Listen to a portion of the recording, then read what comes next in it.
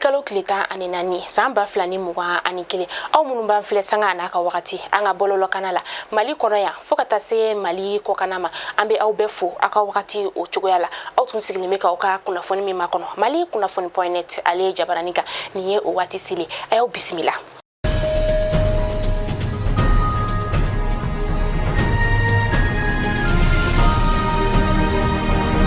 Kunnafoni daminɛla sa i n'a fɔ bɛɛ b'a kalama cogo min na k'a fɔ sunkalo kɔni o baaraw daminɛna an ka jamana kɔnɔna la yan nɔ min ni kalo ɲininaw olu kɔni ye kalo ye o kɛra sababu ye sa kunun tarata donya in na maaw olu ye sun daminɛ a kɔnɔna la sa kalo yera yɔrɔ min na o de ye Gawo yɔrɔ min na sa kɔna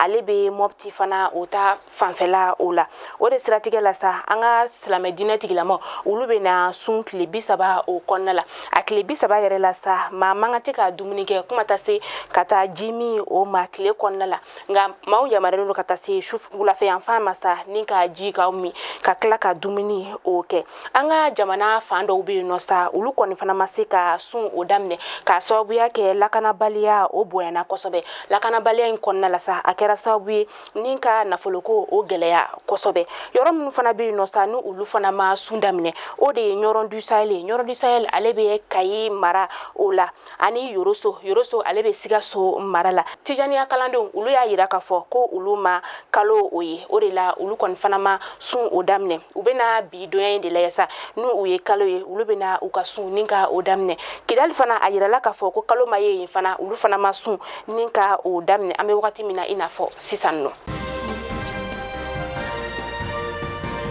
Ka kɛ ni coronavirus bana ye an ka jamana o kɔnɔna la min ni a yera maa 1000 na tile kelen o kɔnɔna la an ka jamana marabagaw olu ye sariya kura ta juma tɛmɛnen avril kalo tile 9 san 2021 na sa u y'a yira k'a fɔ ko maa kana to faralen ɲɔgɔn kan ka tɛmɛ maa 50 bɔɲɔgɔnko o kan ani an ka yɔrɔ minnu bɛ yen nɔ sa ni o ye jama lajɛrɛ yɔrɔw ye fo ka taa se nisɔndiya yɔrɔw olu ma sa u ye o yɔrɔw bɛɛ lajɛlen ni ka olu datugu a daminɛna avril kalo tile 10 a bɛna taa kuncɛ avril kalo tile 25 san 2021 na an ka jamana marabagaw u y'a yira k'a fɔ fana tuguni ko tile 15 in kɔnɔna la ɲɛnajɛw olu jɔlen kɔfɛ sa an ka jamana marabagaw u tilala k'a fɔ tuguni k'a fɔ ko coronavirus boloci baaraw olu bɛ sen na ani u bɛna tila ka nuna datugulanw ni ka o di maaw ma fu walasa maaw bɛ se ka tanga coronavirus bana o ma ni coronavirus nako kura in na sa ni sariya kura minnu tara sa a yirala k'a fɔ ko an ka kalanso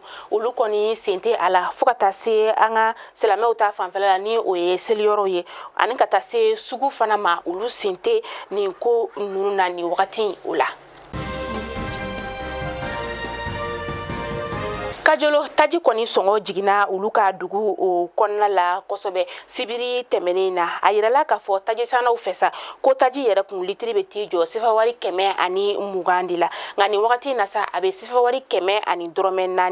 dɔgɔkun kɔnɔna in na u y'a yira k'a fɔ ko n'i y'a ye taji kɔni sɔngɔ jiginna k'a kun kɛra fɛn min sa o de ye k'a fɔ ko taji yɔrɔ feere yɔrɔ kura dɔ o de dayɛlɛla Kajolo dugu o kɔnɔna la o de kɛra sababu ye ni ka taji sɔngɔ ka o jigin.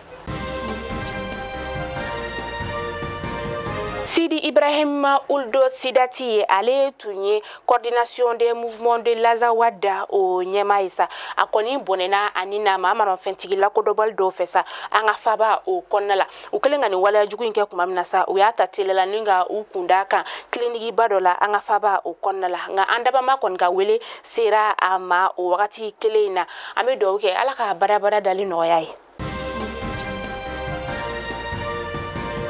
A bɛ kalo damadama bɔ Imam Mamudu Diko ale ni Ɲɔrɔn Sirifikɛ u tun ma ɲɔgɔn ye nka dɔgɔkun tɛmɛnen na sa u ye sigi ka kuma kɛ u fila ni ɲɔgɔn cɛ sigi ka kuma in bolila fɛn min kan sa o de ye cɛmancɛ fanga ale taabolo ani gɛlɛya min bɛ an ka jamana kɔnɔna la nin wagati in na.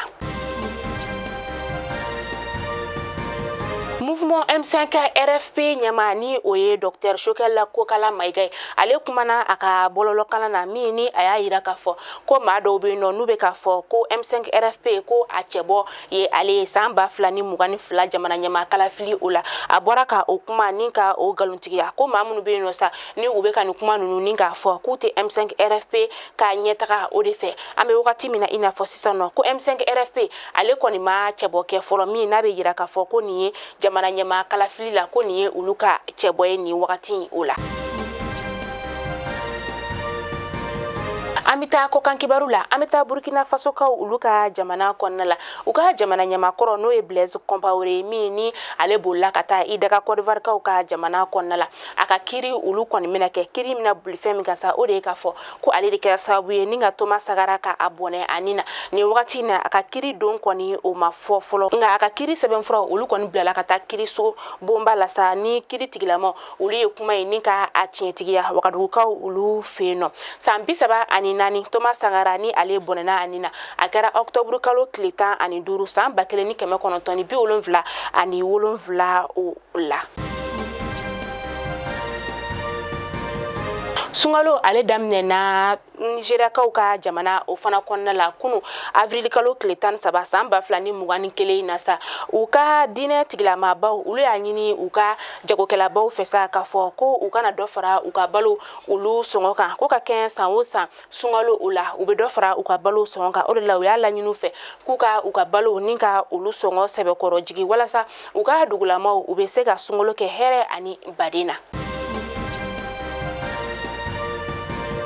Mali kunnafoni jabarani lajɛbɔ aw kulo garizigɛ kɛra ni kunnafoni de bi ni k'a da aw bɛɛ lajɛlen kulo kan yala an ka kan bɛn da ɲɔgɔn ye sa an bɛ aw bɛɛ lajɛlen fo kɛrɛnkɛrɛnnenya la an ka diaspora malien k'aw fo danti foli min na aw bɛɛ lajɛlen ka bonya yira wa aw ye duwawu min fana kɛ mariage a ɲuman tɛmɛna ɲuman nana aw sɔrɔ yan nɔ bi tuguni aw ni ce aw ni baraji aw ɲuman taara cogo min na ka bɔ an ka jamana kɔnɔna la ala ka aw ɲuman segin ka na an ka ban maliba o kɔnɔna la ala ka tunga fama jugu ka o ɲɛ malo aw ma aw minnu fana bɛ an ka ban maliba o kɔnɔna la yan nɔ sa an bɛ aw bɛɛ lajɛlen fo mali kunnafoni tɔgɔ la halisa ala ka sunkalo tɛmɛ ko ɲuman di ne ni aw bɛɛ lajɛlen ma aw k'an bɛn sini kunnafoni kuraw olu kɛnɛ kan.